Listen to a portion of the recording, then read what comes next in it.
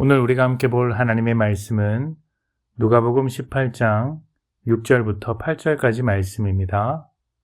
6절부터 8절까지 말씀 제가 봉독합니다. 주께서 또 이르시되 불의한 재판장이 말한 것을 들으라.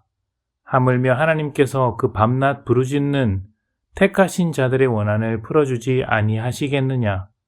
그들에게 오래 참으시겠느냐? 내가 너희에게 이르노니 속히 그 원한을 풀어주리니라. 그러나 인자가 올 때에 세상에서 믿음을 보겠느냐 하시니라. 아멘. 우리나라는 문명국가로서 작동될 수 있도록 만드는 다양한 제도들이 있습니다. 먼저 정치 제도가 있습니다. 민주주의를 바탕으로 입법부, 사법부, 행정부가 서로 견제하게 하는 삼권 분립 제도는 우리나라의 중요한 제도입니다. 경제 제도는 자본주의 시장 경제로서 자유로운 경제 활동을 보장하고 있습니다. 복지 제도도 있는데 건강보험이나 국민연금 같은 것으로 우리의 삶의 질을 높여줍니다. 이렇게 다양한 제도들이 있는데 그 중에 중요한 것이 바로 사법제도입니다. 법을 해석하고 판결하는 사법제도는 우리 사회가 정의롭고 안정적인 사회가 되는데 반드시 필요한 제도입니다. 만약 사법제도가 고장난다면 어떻게 될까요? 법 앞에 만인이 평등해야 하는데 신분이나 직업에 따라 다른 판단이 나온다면 어떻게 될까요? 억울한 사람이 넘쳐나게 될 것이고 나중에는 사회적 신뢰가 무너지게 됩니다. 그리고 그 사회 전체가 붕괴할 것입니다. 오늘 말씀에는 아주 불의한 재판장 하나가 나옵니다. 이 재판장을 두고 하나님을 두려워하지 않고 사람을 무시하는 재판장이라고 했습니다. 아나무인으로 아주 교만한 사람이라 할 수 있죠. 어느 날 그런 재판장에게 과부한 사람이 찾아왔습니다. 무슨 억울한 일이 있는지 계속해서 원한을 풀어달라고 요청합니다.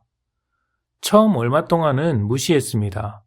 하지만 과부는 끊임없이 계속해서 찾아왔습니다. 재판장의 입장에서 찾아오는 과부를 보면 어떻겠습니까? 아주 불편하겠죠.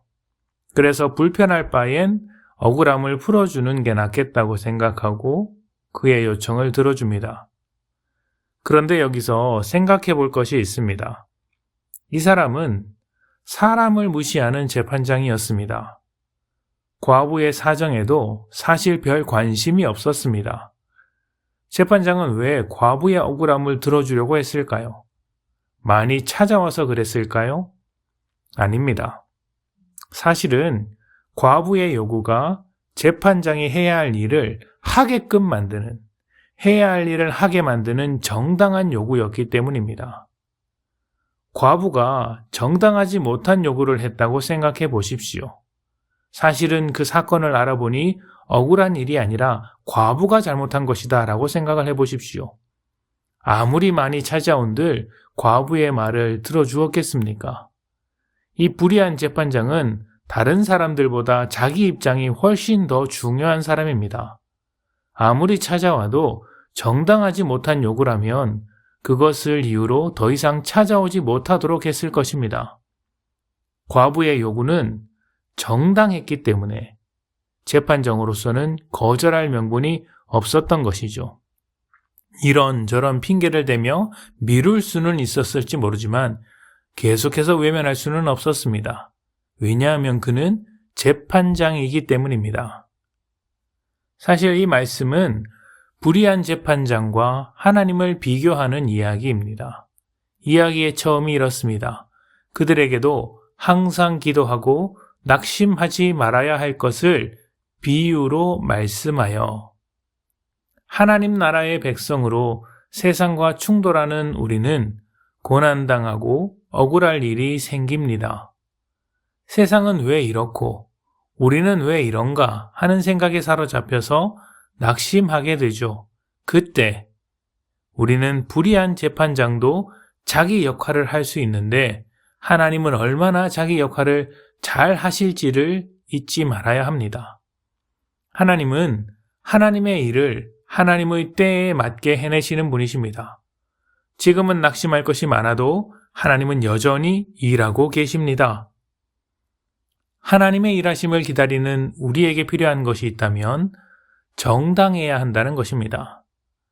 과부가 정당한 요구를 했듯이 우리도 하나님 나라의 백성으로서 정당한 삶이 있어야죠. 세상처럼 살고선 하나님께 요구하면 하나님께서 그 요구를 들어주실까요? 이것은 하나님의 요구를 들어주면 내 요구를 들어주신다는 어떤 조건과 결과, 인과응보를 말하는 것이 아닙니다. 하나님의 목적이 우리가 하나님의 사람으로 살아가는 것이라는 말씀을 드리고 싶은 것입니다. 하나님의 목적은 우리가 하나님의 백성으로 하나님의 뜻을 따라 살아가도록 하는 것인데 세상처럼 살면서 세상의 요구를 한다면 당연히 하나님께서 들어주지 않는다는 말을 드리고 있는 것입니다. 오늘 마지막 말씀은 이렇습니다. 인자가 올 때 세상에서 믿음을 보겠느냐? 고난 중에도 하나님의 백성됨을 포기하지 않는 믿음의 모습을 보겠느냐는 것입니다. 세상의 요구를 멈추고 하나님의 뜻을 먼저 구하는 믿음을 보겠느냐는 것이죠. 이런 믿음은 하나님을 신뢰하는 사람들에게만 가능한 것입니다. 하나님은 의로우신 분이십니다. 자기 역할을 가장 잘하시는 분이십니다. 우리를 위해 자기의 일을 미루지 않는 하나님을 신뢰하십시오. 고난 앞에서도 낙심하지 않고 항상 기도하는 여러분 되시기를 축복합니다. 함께 기도합니다.